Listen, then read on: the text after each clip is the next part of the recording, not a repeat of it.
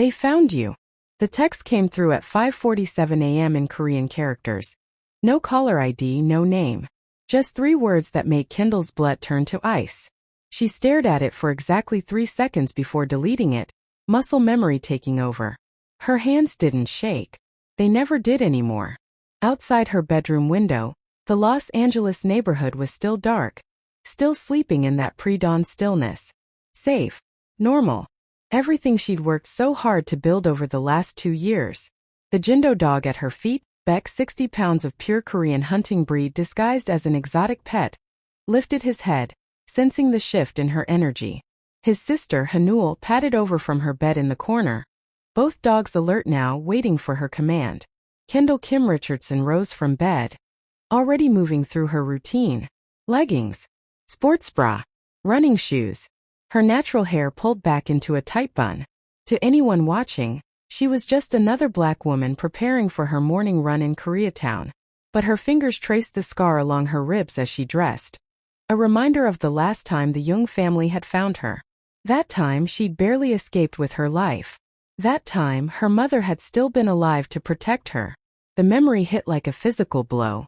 Her mother's funeral had been 3 years ago, a spectacle of black hanboks and chrysanthemums, of men who bowed with reverence while their hands were stained with blood, of women who wept in Korean while counting money from prostitution rings and gambling dens. Min-hee the Viper Kim had been the first woman to control a major Korean-American crime syndicate, and the first black Korean to command respect in a world that wanted to reject her for both. When she died, she'd left her empire to Kendall, her daughter, born from a brief marriage to an African-American soldier, raised in 2 worlds that never fully accepted her. Except Kendall had run. She'd changed her name, moved from Seattle's Koreatown to LA's, and tried to disappear into the kind of ordinary life her mother had always said was for weak people. She tutored kids in Korean. She smiled at ajumas at the grocery store. She pretended the nightmares weren't real. Pretended she was just another Jyopo trying to find her place between cultures. But you can't outrun blood. And you definitely can't outrun the Jeondabang. The Korean mob's reach was long and their memory longer. Kendall clipped the leashes onto Beck and Hanul and stepped out into the pre-dawn darkness. The street was empty, small businesses still shuttered, the Korean barbecue restaurant, the Noribang, the PC cafe.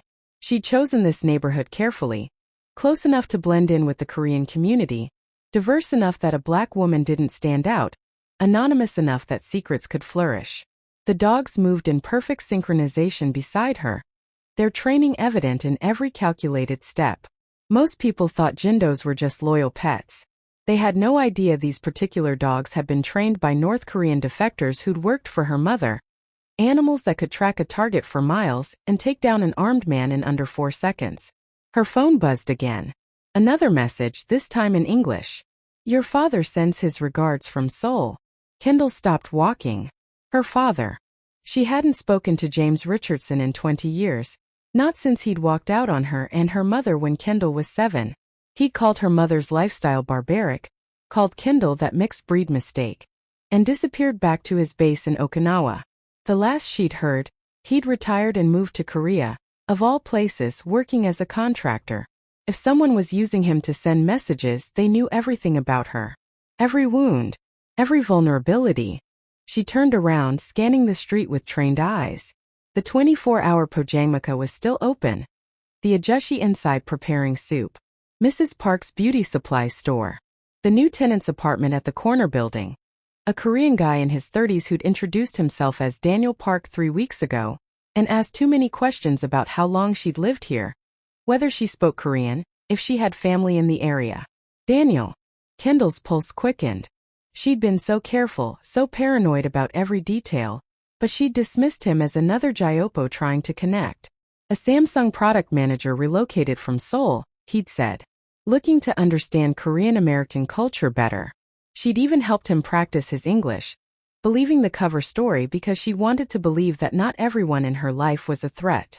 As if summoned by her thoughts, his light flickered on. Through the window she saw his silhouette moving, and for just a moment, their eyes met across the distance. He didn't look away. Didn't pretend he hadn't been watching. He just stood there, coffee cup in hand, and raised it slightly. I see you. Kendall pulled the dogs closer and continued her walk, forcing herself to maintain the same pace, the same routine. But her mind was racing through possibilities, threat assessments, escape routes. If Daniel was surveillance, who had sent him? The Young family. Rivals who'd been trying to absorb her mother's territory since her death? The triads who'd partnered with her mother, but might want to eliminate loose ends? Or worse, someone from Seoul, from the old country, where her mother had first built her connections with the real power players. She rounded the corner onto Olympic Boulevard, and that's when she saw it. A black Genesis G90, windows tinted, engine running, parked 3 businesses down from her apartment. The same vehicle that had been outside the Korean supermarket last Thursday. The same one she'd seen at the Korean Cultural Center on Monday when she'd been teaching. They weren't being subtle anymore. They wanted her to know she was being hunted. Beck growled low in his throat, a sound that vibrated through the leash into her hand. Hanul's ears flattened against her head, her body tensing into attack position. Kendall's training kicked in. Assess, strategize, act. 3 seconds to make a decision that could mean life or death. She turned left instead of right, taking the path through Seoul International Park instead of back toward her apartment. The Genesis's engine revved. They were following now, not even pretending to be discreet. Her heart hammered against her ribs, but her breathing stayed controlled. She'd been trained for this since she was 12 years old, taught by the best soldiers her mother's money could buy, Korean Special Forces washouts, North Korean defectors, even a few Yakuza who'd crossed over. The park was empty, shrouded in morning mist that smelled faintly of incense from the Buddhist temple nearby. Perfect cover. Or perfect trap. Kendall reached the tree line near the koi pond and unclipped the dogs' leashes. Chuja, she whispered in Korean, find them. Beck and Hanul vanished into the shadows, circling around to flank whoever was following her. She pressed her back against a stone monument to Korean War veterans, hand sliding to the knife strapped to her ankle beneath her leggings. No guns, too loud, too much attention in LA's Koreatown where everyone knew everyone. But she'd learned to kill with a blade before she'd learned to drive a car, taught by her mother's favorite enforcer, a former ROCAF soldier named Uncle Gene. Footsteps. 2 sets. Expensive dress shoes, moving with military precision. A voice cut through the darkness, speaking in Korean. Kim Kyung-hee. Your godfather wants to speak with you. Her Korean name. No one had called her that in 2 years. And godfather, that could only mean one person. Choi Sang-woo, her mother's oldest ally, the man who'd helped Min. He built her empire from a single hostess bar to a network spanning 3 states. He'd stood beside her mother's casket and whispered, your mother's dream dies with you if you run. She'd run anyway. Tell Choi Harabiaji I'm not interested, she called out in perfect Seoul-accented Korean, keeping her position behind the stone. A dry laugh. He said you'd say that. He also said to remind you about the Beck situation. Kendall's blood ran cold. The Beck family. Seoul chaebol, 4th-generation conglomerate with legitimate businesses in semiconductors and shipbuilding. Also the largest human trafficking operation in East Asia, moving women and children through ports from Busan to Los Angeles. Her mother had been planning to expose them to both the FBI and the Korean prosecutor's office before she died, had collected evidence for years. If they were moving on her mother's old territory now, what about the Becks? She demanded, switching to English. The man stepped into view, 50-something, scar across his left cheek, Brioni suit under a tactical jacket. She recognized him. Park Ji-hoon, one of Choi's most trusted enforcers. Former Korean National Intelligence Service before he went private. They know where you are. They know you're alone. They know you have your mother's evidence files. And they're coming to collect. He pulled out his phone and held it up so she could see the screen. It was a photograph timestamped 3 hours ago. Her apartment. Her bedroom window. Someone had been inside while she slept, had photographed the space where her mother's encrypted hard drive was hidden in the air vent. The rage that flooded through Kendall was old and familiar. The same fury that had driven her mother to build an empire when every Korean crime boss in America had tried to push her out. You're a black bitch with a Korean name, they'd said. Go back to where you belong. Her mother had responded by systematically destroying 3 rival organizations and consolidating power across the West Coast. She'd taught Kendall that mercy was a luxury they couldn't afford. That respect was taken, not given. Tell Choi Harabiaji I'll consider his offer, Kendall said carefully, using the respectful term for godfather. Give me until tonight. Park shook his head. You have until noon. After that, we can't guarantee your safety. The Becks don't negotiate. They erase problems. He dropped a business card on the ground and walked away, his partner following. The Genesis pulled away moments later, tires crunching on gravel. Kendall waited until the sound faded completely before whistling for the dogs. A sharp, specific pattern. They appeared instantly, ears alert, bodies vibrating with controlled aggression. She picked up the card. It was Choi's private number, the one only family used. Below it, written in his distinctive handwriting, this time in Korean. 너의 어머니는 내가 살아남길 원했어. 집에 돌아와라, 딸아. Your mother wanted you to survive. Come home, daughter. Kendall walked back to her apartment as the sun began to rise, painting the Koreatown skyline in shades of pink and gold. Beautiful. Peaceful. A lie. She could see Daniel watching from his window again, and this time she didn't look away.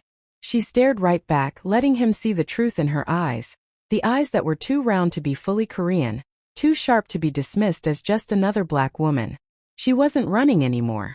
Inside, she locked the doors and began to gather what mattered. Not clothes or personal items, those were replaceable. She retrieved the things that would keep her alive. Fake IDs in 3 different names, 2 Korean, 1 American, $80,000 in cash hidden in kimchi containers in her freezer, and the encrypted hard drive her mother had given her the week before she died. Bohemia, Min-hee had said in Korean. Every secret, every deal, everybody. The chaebols, the triads, the corrupt politicians in Seoul and DC. If you ever need leverage, everything's here. Kendall had never looked at it. She'd been too afraid of what she might find, too afraid of becoming exactly what her mother had been, powerful, respected, and utterly alone in a world that hated her for daring to exist between 2 identities. Her phone rang. Unknown number. She answered, switching to Korean. Who is this? Hello, Kyung-hee. The voice was smooth, cultured, speaking Seoul Korean with the distinctive accent of old money. Or should I call you Kendall? Such an American name for such an interesting woman. Your mother always did have identity issues. Who is this? Someone who knew your mother very well. She owed me a debt when she died. $20 million to be precise. Now that debt passes to you. A pause pregnant with menace. I'm parked outside your apartment. White Maybach. I think it's time we met. After all, we're practically family. Your mother and my father were business partners before she betrayed us. Kendall moved to the window. A white Maybach sedan sat in front of her building, and a man in an immaculate suit stood beside it, phone to his ear. He was young, maybe 30, with the kind of face you saw in Korean dramas. Sharp jawline, perfect skin, cold eyes that had seen too much. He waved at her, smiling. The Beck family heir. The trafficking prince himself. And he was standing on her doorstep at 7 a.m. like he was inviting her to brunch. Kendall kept the phone pressed to her ear as she calculated distances, angles, escape routes. Beck Min-jun. She recognized him now from her mother's files. 3rd son of Beck Sung-ho, the patriarch who ran Beck Industries. Harvard Business School graduate. Ran the legitimate side of the family business while his older brothers handled the darker operations. Except Min-jun wasn't innocent. He was the strategist, the one who'd figured out how to move trafficking victims through legitimate shipping routes, hidden among electronics and automotive parts. You've made a mistake coming here, she said in Korean, her voice steady. Vandero, he replied, switching to informal speech, a calculated insult. I've made a very careful decision. Did you know your mother and my father were lovers once? Before she married your father. Before she became the Viper. He turned slightly, and through the window she could see his smile widen. She was magnificent. All fire and ambition. Too bad she was too proud to accept her place. You look just like her. Well, the parts that are Korean anyway. The casual racism hit like a slap, but Kendall had heard worse her entire life. From Koreans who said she wasn't Korean enough. From Black Americans who said she was too Korean. From everyone who couldn't understand how someone could be both, fully and completely. My mother had excellent judgment. She must have realized what garbage your family is. A laugh, sharp and cold. Still, she took my father's money. 20 million to help her expand from Seattle to LA. She never paid it back. Called it compensation for moral injury when she found out about our side business. As if she was some saint. Your mother's hands were covered in blood, Kendall. Don't pretend otherwise. The difference is my mother killed people who deserved it. Your family destroys innocence. Semantics. He checked his watch. A Patek Philippe that probably cost more than most people's houses. I'll be direct since we're both busy people. You owe me $20 million. With interest, call it 30 million. Or. He paused. You come work for me. 3 years. Use that brilliant mind your mother bragged about. You speak 4 languages, yes? Korean, English, Japanese, Mandarin? You understand how to move between cultures, how to make deals with people who don't trust each other. Help me expand our operations. After 3 years, the debt is paid and you walk away. Clean. I walked away 2 years ago. No. His voice hardened. You ran like a scared little girl. There's a difference. And now Choi wants you back. The Jung family is circling. And I'm here to collect what's mine. You think you can hide forever? You think they'll forget about the Viper's daughter? He pulled out a tablet and set it against the car window so she could see the screen. Live security footage. Choi's compound in Seattle. She could see her godfather in his office, looking older than she remembered, shoulders bowed. As she watched, 2 men in suits entered his office and Choi's face went pale. Your godfather is being squeezed by the Jung family.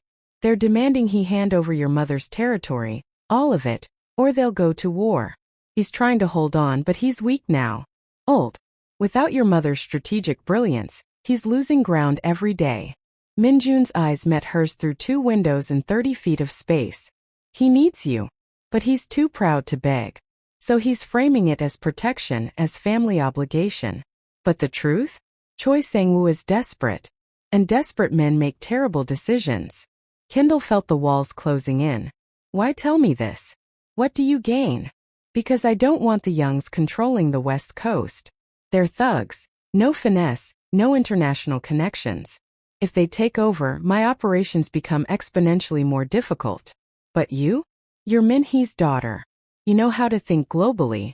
You know how to negotiate with chaebols in Seoul, and triads in Hong Kong and Yakuza in Tokyo.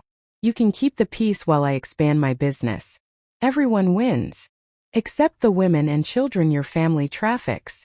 세상은 완벽하지 않아. The world isn't perfect. I'm offering you survival, Kendall. Take it or watch everything your mother built burn to ashes. He turned toward his car. I'm at the Peninsula in Beverly Hills. Presidential suite. You have until tonight at 8 p.m. to decide. Choose the debt, choose Choi, or choose to let it all burn. But choose quickly. The clock is ticking. The Maybach pulled away smoothly, disappearing into morning traffic. Kendall stood frozen, her mind spinning. 3 years. $30 million. Her godfather was dying, and she hadn't known. The empire her mother had built was crumbling, and she'd been pretending it wasn't her problem. Her phone buzzed. A text from the unknown number that had warned her this morning. The neighbor is former NIS. Trust no one. Not even me. NIS, National Intelligence Service. Korean CIA. If Daniel was NIS, was he working for Seoul? For the chaebols? Or was he investigating her mother's old operations? Kendall grabbed her laptop and accessed the databases her mother had taught her to use. The ones that pulled from Interpol, Korean court records, corporate filings in Seoul. She searched for Daniel Park. Hundreds of results, but none matching his description. Then she tried Park Min-suk, Park Jin-woo, common variations. Nothing. She pulled up her hidden security cameras, the ones she'd installed in smoke detectors and LED bulbs. Rewound to 3 weeks ago when he'd moved in. The moving truck was a rental from a company based in Sacramento. But the men unloading boxes moved like soldiers. Precise. Efficient. Military bearing. And then she saw it. A frame where one of the mover's shirt pulled up, revealing a tattoo on his lower back. Korean characters Goching Yan. And Daniel, whoever he really was, had brought South Korean intelligence into her neighborhood. They were watching her. Had been watching her since before the Becks showed up. Before Choi reached out. Which meant someone in Seoul knew she was here and wanted eyes on Min-hee's daughter. Kendall made a decision. She grabbed her emergency bag, whistled for the dogs, and headed for the garage. Her car was clean, untraceable, registered under one of her fake IDs. Park Soo-jin, ESL teacher from Busan. As she backed out, she saw Daniel standing in his doorway, phone to his ear. He didn't try to hide it this time. He just watched her go, his expression unreadable. She drove for 40 minutes, switching cars twice at prearranged locations. A parking garage in downtown LA. A storage facility in Alhambra. Skills her mother had drilled into her obsessively. 항상 탈출구를 마련해둬. Min-hee would say in Korean. Always have an escape route. Your life will depend on it someday. Finally, she pulled into a Buddhist temple in Koreatown Northridge and made the call she'd been dreading. Choi Sang-woo answered on the first ring. Kyung-heech. The informal, affectionate form reserved for family. You're calling earlier than I expected. Is it true? The Young family. A long silence. Then yes. They're moving faster than I anticipated.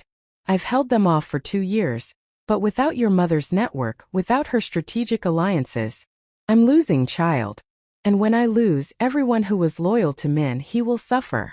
Why didn't you tell me you were in trouble? What good would it have done? You made your choice. You wanted out. His voice softened. I understood. Your mother pushed you too hard, wanted you to be something you weren't ready to be. I gave you space to breathe, to live a normal life for a while. There's no such thing as normal for people like us. No, he agreed. There isn't. The Becks contacted you, didn't they? Min-jun. How did you? Because he contacted me first. Offered to pay off 30 million to acquire you. Like you're a commodity to be bought and sold. I told him what I'd do to him if he touched you, but... Choi coughed, a wet, painful sound that made her wince.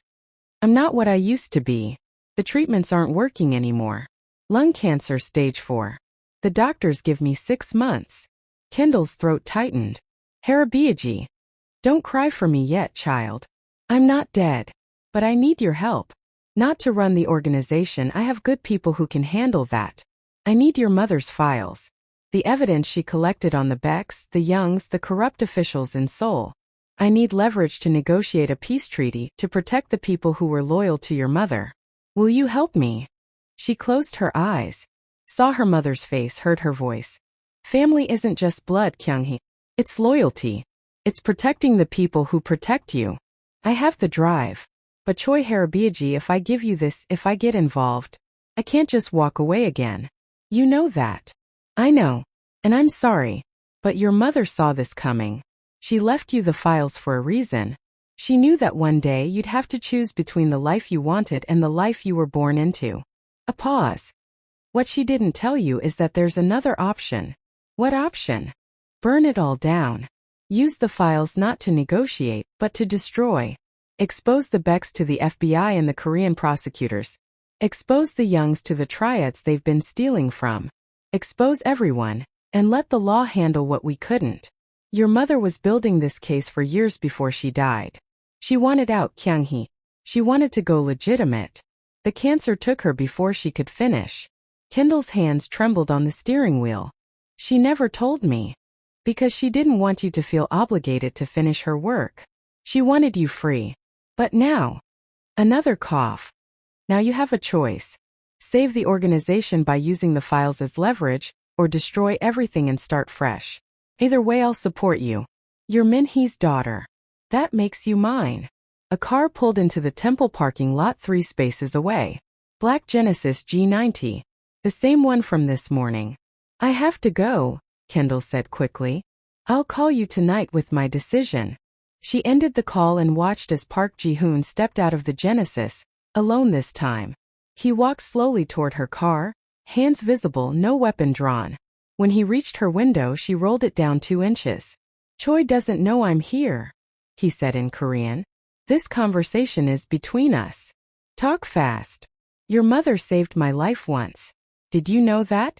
15 years ago, I was being targeted by the Hwang family in Seoul, corrupt prosecutors, police chiefs, the whole system. I'd gathered evidence against them, and they were going to make me disappear. Your mother bought me for $500,000. Not my loyalty, not my service. Just bought my life from them and told me to live well. I've owed her ever since. Kendall studied his scarred face, looking for deception. What's your point? My point is that I loved your mother. Not romantically, she terrified me too much for that. But I respected her more than anyone I've ever met. She was a black woman in a Korean man's world, and she conquered it anyway. Made them bow to her. Made them say her name with respect. His eyes met hers. You're just like her. And you're in danger. Not just from the Becks or the Youngs. From Seoul. The Blue House is paying attention now. The Blue House? The presidential office. Your mother had files on some very important people. Politicians. Chaebols. Military officials. People who thought those secrets died with her. When they find out you have copies. He shook his head. They'll send professional teams. Not gangsters. Government assassins. And I won't be able to protect you. Why are you telling me this? Because you need to make your decision now. Tonight might be too late. The NIS agent in your neighborhood? He's not here to watch you. He's here to retrieve your mother's files before you use them. The moment he confirms you have them, you'll be classified as a national security threat to the Republic of Korea. And then, Park Ji-hoon's expression darkened. Then you'll understand what it means to be hunted by a government. He pulled out a thumb drive and handed it through the narrow window opening. This is from your mother. She left it with me years ago, told me to give it to you when the time came. I think the time is now. What's on it? I don't know. It's encrypted with something only you would know. But she said it would help you understand why she made the choices she did. Why she became the Viper. He stepped back. Be careful, Kyung-hee. You're your mother's daughter. That's both your greatest strength and your most dangerous weakness. He walked back to the Genesis and drove away, leaving Kendall alone with 2 thumb drives, 2 dogs, and an impossible choice. She looked at the new drive in her hand, then at Beck and Hanul in the back seat. Both dogs watched her with intelligent eyes, as if they understood that everything was about to change. 우리 엄마는 뭘 생각했을까? She whispered to them in Korean. What was Mom thinking? But she already knew the answer. Her mother had been thinking about legacy, about the kind of world she wanted to leave for her daughter, about the cost of power and the price of freedom. Kendall plugged the thumb drive into her laptop. The encryption password prompt appeared. She thought for a moment, then typed in Korean. Hugin Hangugin Black Korean. The files opened. The first was a video. Her mother looking healthy before the cancer. Or before the poisoning. Sitting in what looked like a safe house, speaking directly to the camera. Kyung-hee, if you're watching this, I'm gone. And if you're smart, you've already run far away from this life. But if you're still here, if you're in the middle of the mess I left behind, then I need to tell you the truth about who you are and why you matter. Kendall sat in the temple parking lot for 2 hours, watching the video 3 times, reading through the encrypted files, and feeling her entire understanding of her life shift beneath her feet. Her mother hadn't just been a crime boss. She'd been an intelligence asset. For 15 years, Min-hee Kim had been working with a coalition of FBI agents, Korean prosecutors, and reformist politicians in Seoul to build a case against the largest criminal networks spanning the Pacific. The gambling dens and hostess bars had been cover. The violence had been necessary to maintain her position. But every deal, every transaction, every secret conversation had been documented, recorded, and categorized. Her mother had been a spy, a double agent inside the world of organized crime, and she'd been murdered for it. The files showed everything. The Beck family's trafficking routes mapped to the exact port and shipment number. The Jung family's connections to North Korean smuggling operations. The names of 17 Korean politicians who took bribes. The bank accounts of 3 chaebols who laundered money through Los Angeles Koreatown businesses. Decades of evidence meticulously organized. I couldn't tell you while I was alive, her mother said in the video, speaking Korean with tears streaming down her face. Because knowing would have made you a target. But now you need to understand. Everything I did, every terrible thing was to build this case. To create a record that would survive me. I was sick for months before they poisoned me.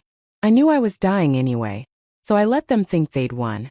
I let the Becks think their poisoned bullet had succeeded, because I knew you'd find these files.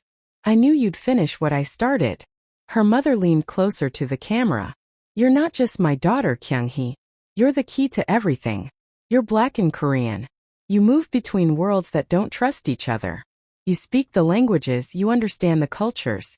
The FBI can't infiltrate these organizations, they don't have the people who can pass. The Korean prosecutors can't touch the American operations. But you? You're the bridge. You're the weapon I spent your entire life creating. Kendall felt sick. Her mother hadn't been protecting her. She'd been preparing her. I'm sorry, Min-hee continued, wiping her eyes. I'm so sorry I made you into this. But someone has to stop them. Someone has to speak for the girls being sold in Busan and LA.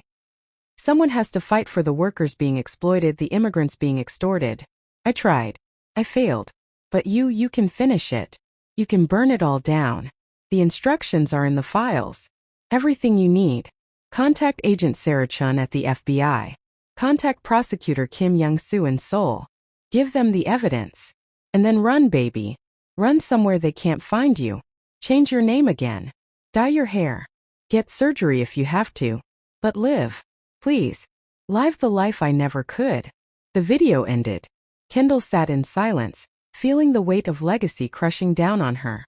Her mother had sacrificed everything.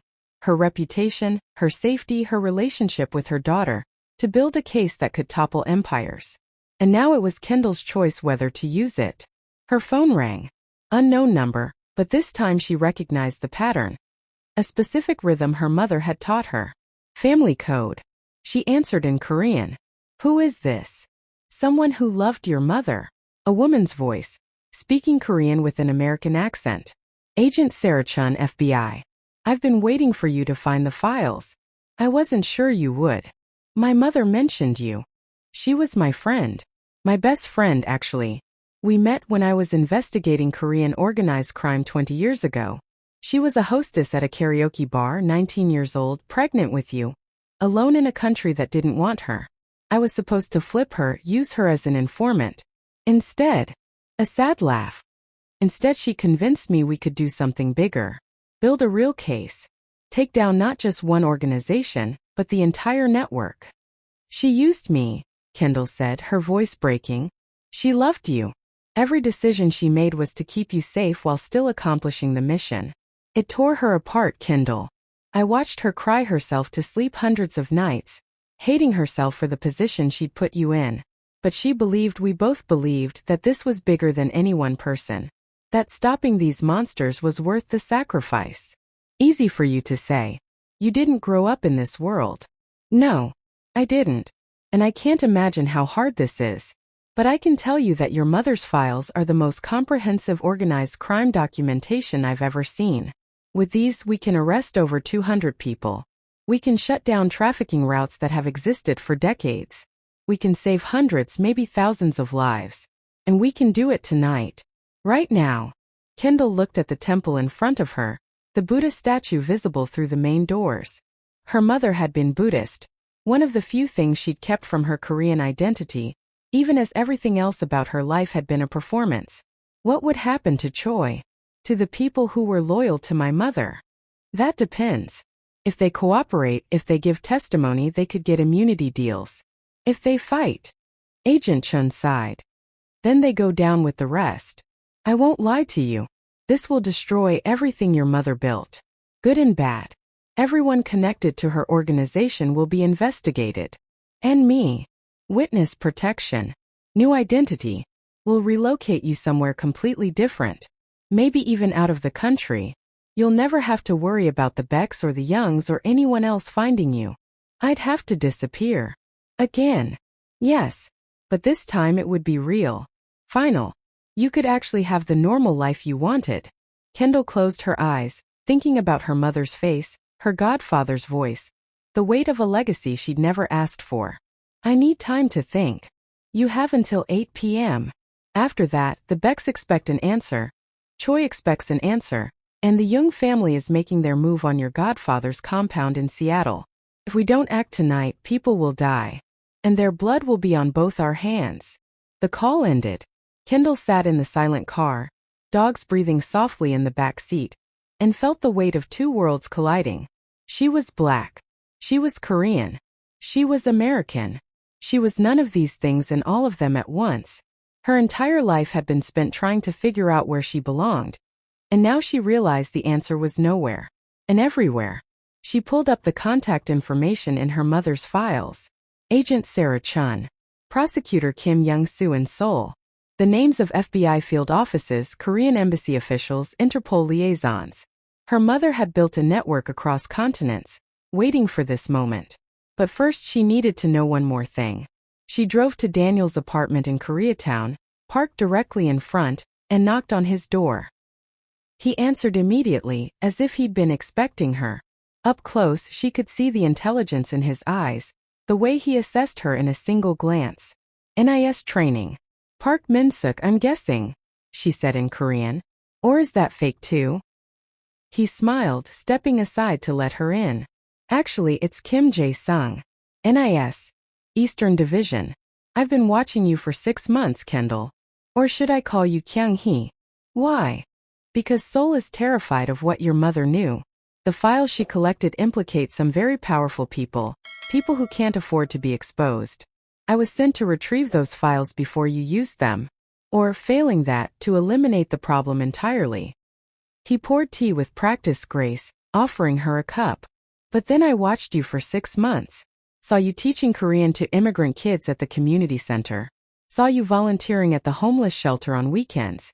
Saw you trying so hard to be normal, to be good, to be anything other than what your mother was. And I realized something. What? That you're not your mother. You're better. Min-hee was brilliant, ruthless, effective. But she was also damaged, broken by a world that never accepted her. You? You have her intelligence without her bitterness. Her strength without her cruelty. You're exactly what Korea needs. Someone who can bridge worlds, who understands injustice because you've lived it, who has the power to change things but the heart to use it wisely. Kendall set down the tea untouched.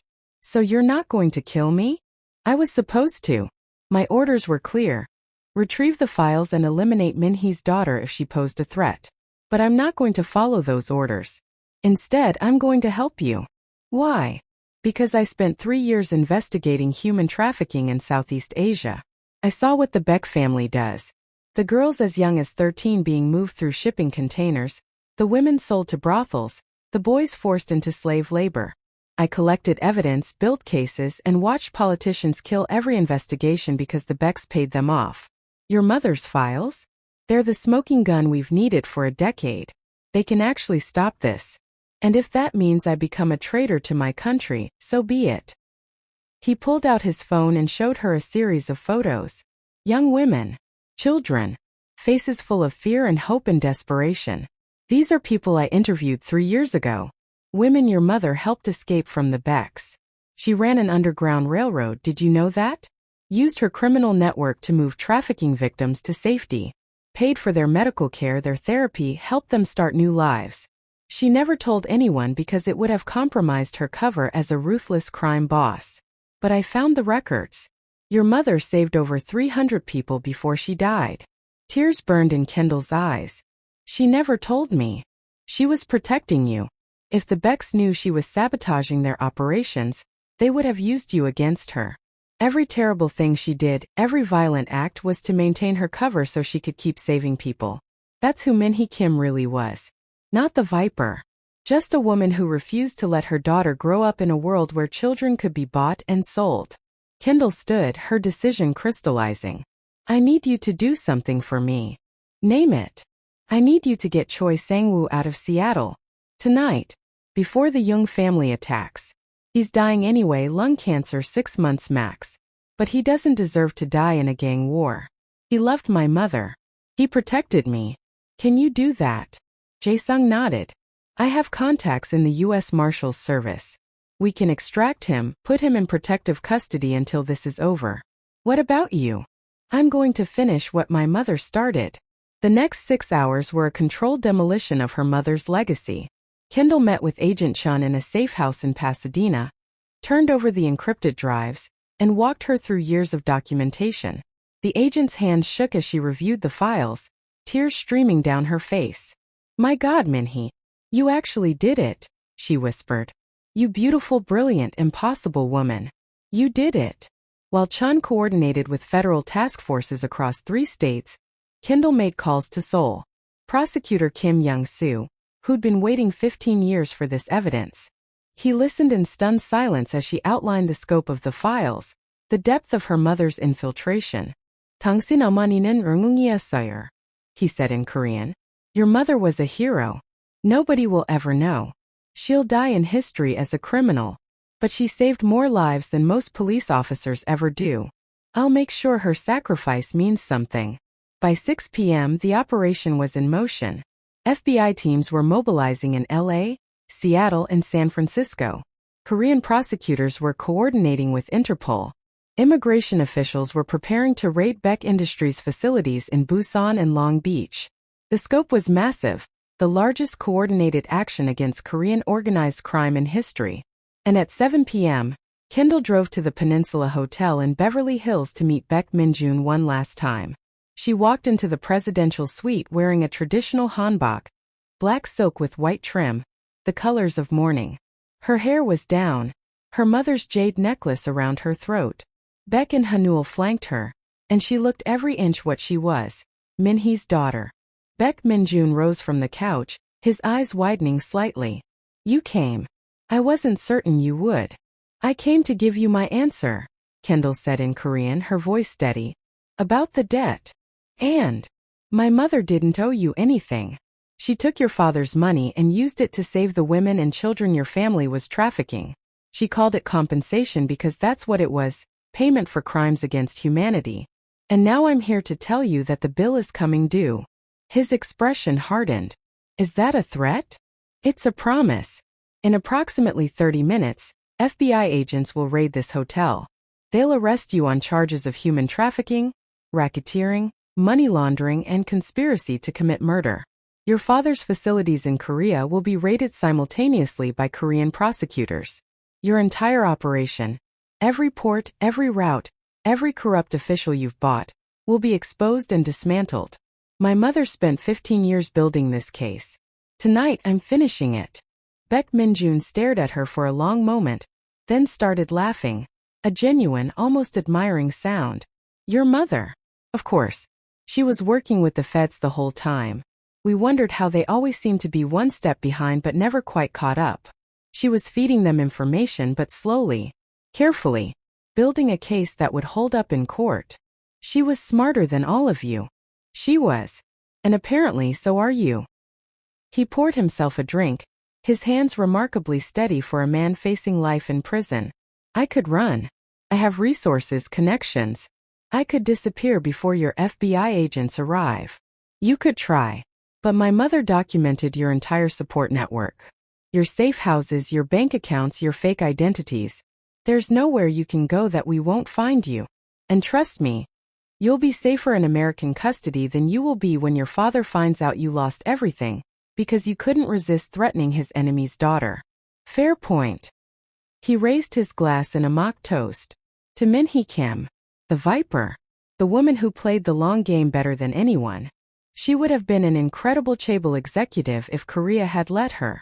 If Korea had let her, she wouldn't have needed to become a criminal to survive. Also fair. He drank, then set down the glass. One question. What happens to you now? Witness protection? New identity? Running for the rest of your life? That's 3 questions. But yes, all of the above. You know they'll never stop looking for you. My family, the Youngs, even the people in Seoul your mother exposed. You're a loose end. A liability. You'll spend the rest of your life looking over your shoulder, wondering if today's the day someone finds you. Kendall smiled, and it was her mother's smile, sharp and knowing. Maybe. But I'll be alive. And I'll know that I finished what my mother started. That I freed 300 women and children from your trafficking network. That I exposed corruption spanning 2 countries. That I proved a black Korean woman from nothing could take down empires. That's enough. The sound of footsteps in the hallway, FBI tactical teams moving fast. Agent Chin's voice through a bullhorn. Baek Min-jun, this is the FBI. You are under arrest. Baek Min-jun raised his hand slowly, never breaking eye contact with Kendall. 인정할게, he said in Korean. I'll give you this. You're your mother's daughter. She'd be proud. I know. The arrests happened exactly as planned. Baek Min-jun and 17 of his associates in LA. His father and 2 brothers in Seoul.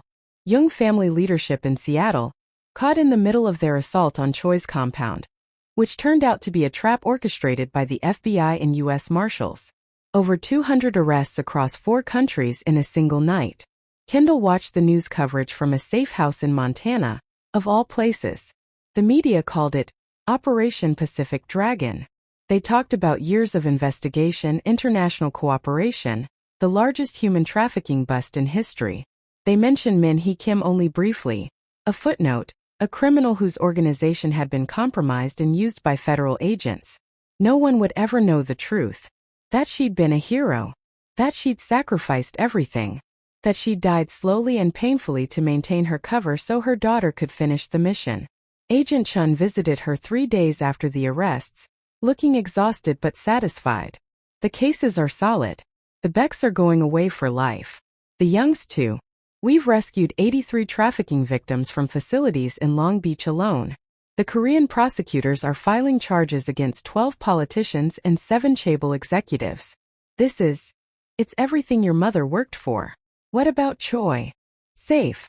Protective custody in Portland. He's cooperating fully, giving testimony about the Jung family's operations. In exchange, he gets immunity and medical care. He'll spend whatever time he has left comfortable and safe. He asked me to give you this. She handed Kendall a letter, written in Korean in Choi's shaky handwriting. Kung-hee-ya.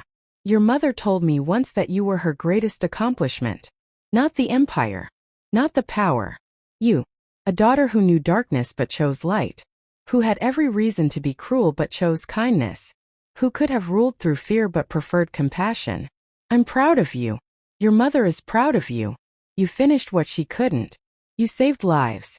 You chose the hard right over the easy wrong. Live well, child. Live the life your mother dreamed of but never got to have. Fall in love. Have children if you want them. Grow old watching sunsets. Be happy. That's the greatest revenge against everyone who tried to break you. Choosing joy anyway. 사랑해, 할아버지. I love you, grandfather. Kendall folded the letter carefully, tears streaming down her face. Will I ever see him again? I don't know. Witness protection is. It's final. You'll have a new name, new history, new everything. Contact with anyone from your old life is too dangerous. So I just disappear. You get to start over. Completely. Be anyone you want to be. Agent Chun squeezed her hand. For what it's worth, your mother told me once what she wanted for you. She said she wanted you to be boring. To have the most excruciatingly normal life possible. Coffee dates and book clubs and arguments about whose turn it is to take out the trash. She said that would be freedom. Kendall laughed through her tears. She always did have a strange sense of humor. The black woman walking her dogs through the Portland neighborhood at dawn looked peaceful. Content. She wore simple clothes, her natural hair in box braids. A smile on her face as she greeted other early morning joggers. Her name was Maya Johnson, graduate student in social work at Portland State University. She volunteered at a nonprofit helping immigrant families navigate the legal system. She taught free English classes at the Korean Community Center. She had friends, hobbies, a small apartment with plants she somehow kept alive. She was spectacularly, wonderfully boring. The Jindo dogs at her side, renamed Lucky and Joy for their new life, were her only connection to who she'd been. Sometimes, when she walked them through the Japanese garden in Washington Park, she'd speak to them in Korean. Tell them stories about a woman named Min, who'd been too powerful for the world to accept but too determined to give up. 엄마는 우리가 자유롭길 원했어, she'd whisper. Mom wanted us to be free. And they were. Free from violence. Free from the weight of legacy. Free to be whoever Maya Johnson chose to be on any given day. Her phone buzzed. A text from her study group about meeting at the coffee shop. Normal. Mundane. Perfect. As she turned toward home, she noticed a Korean man about her age walking his dog in the opposite direction. They passed each other with polite nods, 2 strangers sharing a morning routine. But as they passed, he spoke quietly in Korean. 당신 어머니는 응응이었어요. Your mother was a hero. Maya froze. Turned. But he was already gone. disappeared into the morning mist with his dog. She stood there for a long moment, heart racing before she recognized the pattern. A specific rhythm. A code her mother had taught her. Family. Someone was watching. Someone new. Someone from the old world was letting her know she wasn't forgotten. She could run. Change cities again. Disappear deeper into witness protection. Or she could trust that whoever it was had delivered a message, not a threat. That somewhere out there, people still remembered Min-hee Kim. Still honored her sacrifice. Still protected her daughter. Maya took a deep breath, let it out slowly and kept walking. Lucky and Joy stayed close, alert but not alarmed. And as the sun rose over Portland, painting the sky in shades of gold and pink, she felt her mother's presence like a warm hand on her shoulder. "Como or Amma," she whispered to the morning air. "Thank you, Mom." She'd been given a gift her mother never had, the freedom to choose. And she chose to keep walking forward. To keep building a life where she helped people instead of hurting them. To honor her mother's memory not with violence, but with the kind of fierce, protective love that had driven Min-hee to sacrifice everything. The past would always be there. A shadow she couldn't quite outrun. But shadows only existed where there was light. And Maya Johnson, formerly Kendall Kim Richardson, formerly Kim Kyung-hee, daughter of the Viper, had finally found her light. She wasn't running anymore. She was home.